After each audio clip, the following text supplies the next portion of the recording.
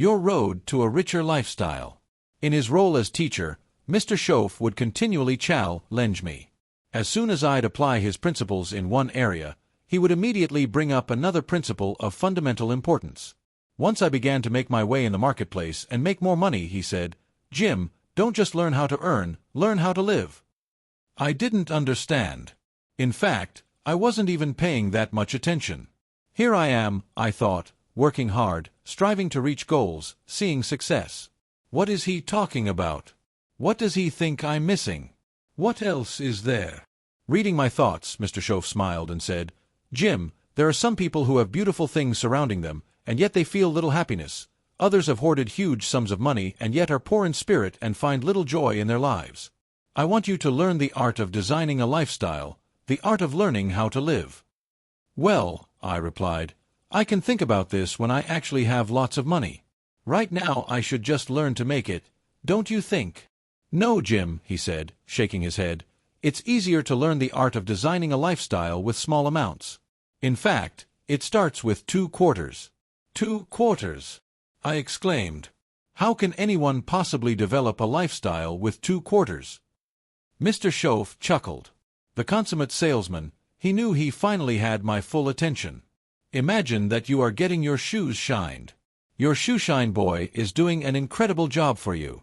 In fact, you're getting one of the world's all-time great shines. As you pay him for the shine, you consider what kind of tip to give him. You think, shall I give him a quarter or 2 quarters? If 2 different amounts come to mind, always go for the higher amount. Become a 2-quarter person." I must be missing something, I thought. Perplexed, I asked, "What difference does it make, 1 quarter or 2 quarters?" "It makes all the difference in the world. If you said, 'Well, I'll just give him 1 quarter,' that would affect you for the rest of the day. You'll start feeling a little guilty, just a bit insecure. And sometime during your day you'd look at the sheen on your leather and say, 'I certainly am cheap. 1 lousy quarter tip for a shine like this.' On the other hand," he added, "if you go for the 2 quarters you'll feel prosperous and confident all day long. You can't believe the difference that a 2-quarter mentality can make." Years later a man in Detroit came up after one of my seminars and said, "Mr. Rohn, you inspired me tonight with your description of the 2 quarters attitude. I've decided to change my whole life. You'll hear from me someday." And he left. Sure enough, a few months later, when I was again lecturing in Detroit, the same man walked up to the podium with a big grin on his face and said, "Do you remember me?" "Of course I do," I answered. "You're the man who said he was going to change his life." He nodded his head and said, "I've got to tell you a story. After your last seminar, I started to think about ways to begin changing my life, and I decided to start with my family. I have 2 lovely teenage daughters, the best kids anyone could ask for. They never give me any trouble. However, I've always given them a hard time. One of the things they dearly love to do is attend rock concerts to see their favorite performers. Now I've always given them a hard time with this. They would ask for permission to go and I would say, 'No, I don't want you to go. The music is too loud. You'll ruin your hearing. And besides, it's the wrong crowd.'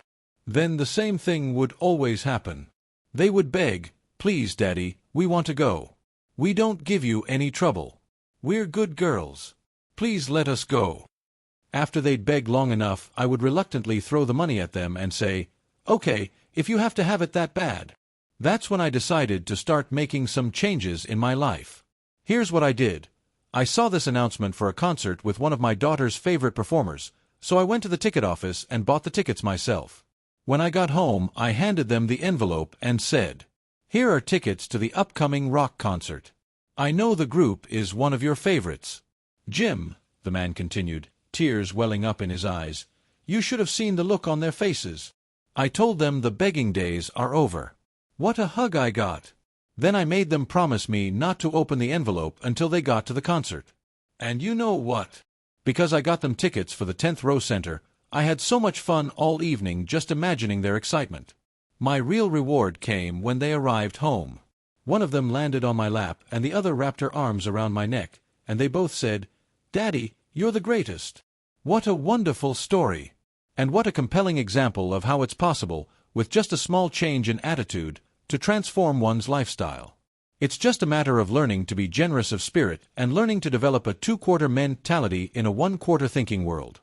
And if you're inclined to drink a little too much, more money will only enable you to waste yourself in booze.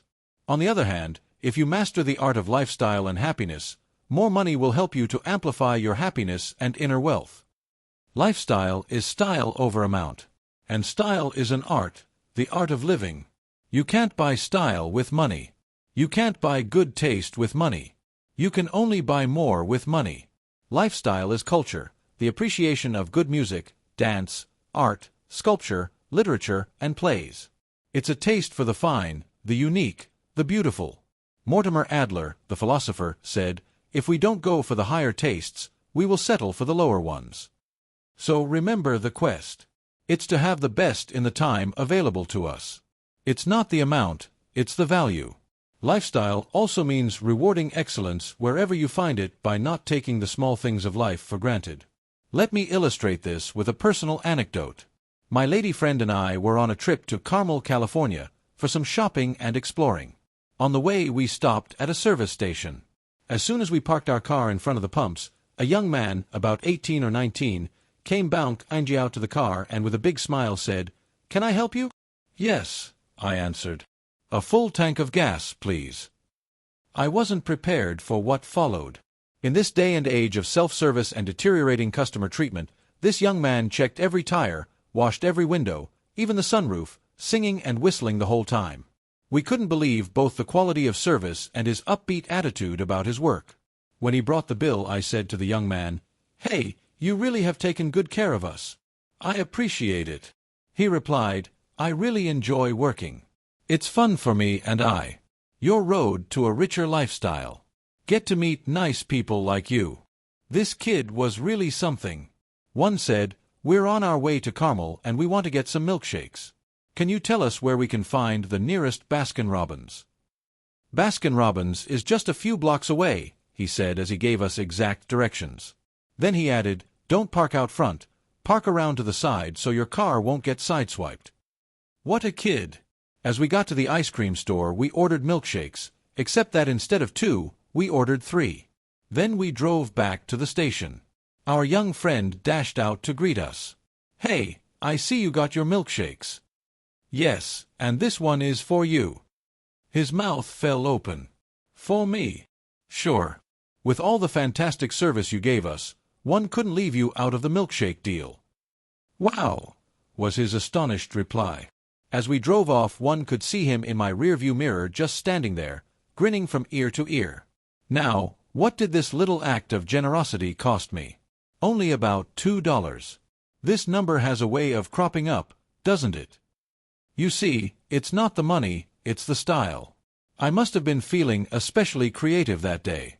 On our arrival in Carmel, I drove directly to a flower shop.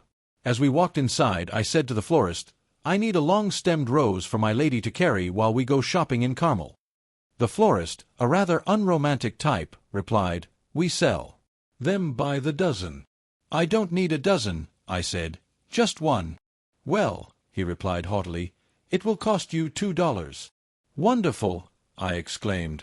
"There's nothing worse than a cheap rose."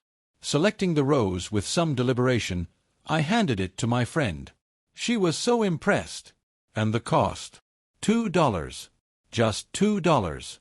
A bit later she looked up and said, "Jim, I must be the only woman in Carmel today carrying a rose." Besides the two-quarter lesson, Mr. Schoaf taught me another lesson about tipping. He explained to me that the term tip comes from the words to ensure promptness.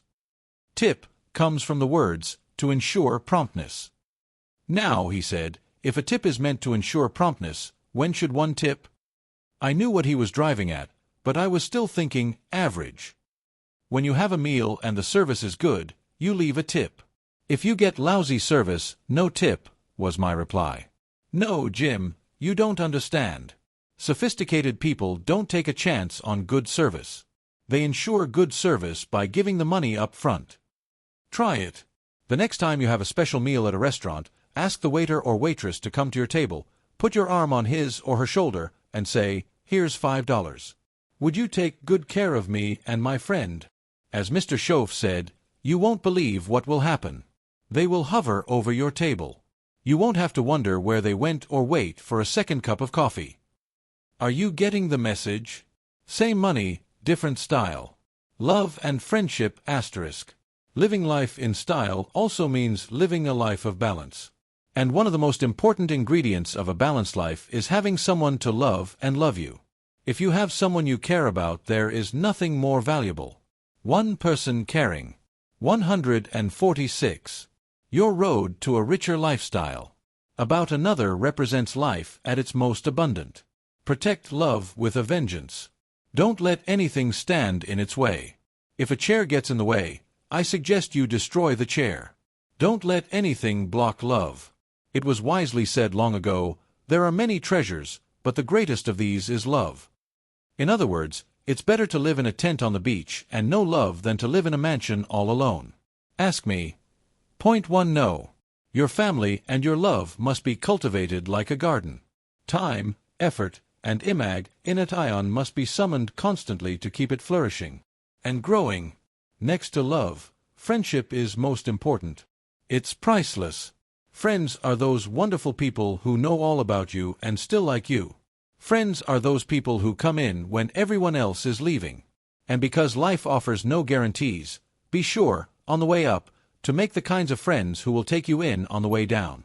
Life has both ups and downs, and friends, true friends, will make the ups more exhilarating, and the downs less devastating. I do have one such friend.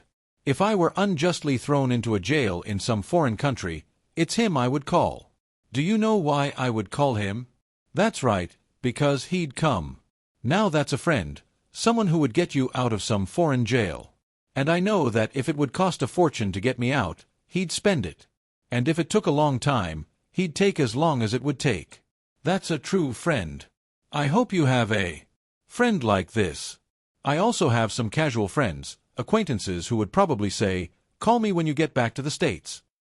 I guess we all have friends like that. The problem comes when we confuse their function in our lives with true friendship. In conclusion, remember this: the good life is not an amount, it's an attitude, an act, an idea, a discovery, a search. The good life comes from a lifestyle that is fully developed, regardless of the size of your bank account, a lifestyle that provides you with a constant sense of joy in living, a lifestyle that fuels your desire to become a person of deep value and achievement. After all, what is wealth without character, industry without art, quantity without quality, enterprise without satisfaction, and possessions without joy? You can become a person of culture who adds to the whole culture. You can be that person of unusual substance who possesses the style and individuality of which our children and their children can become the beneficiaries.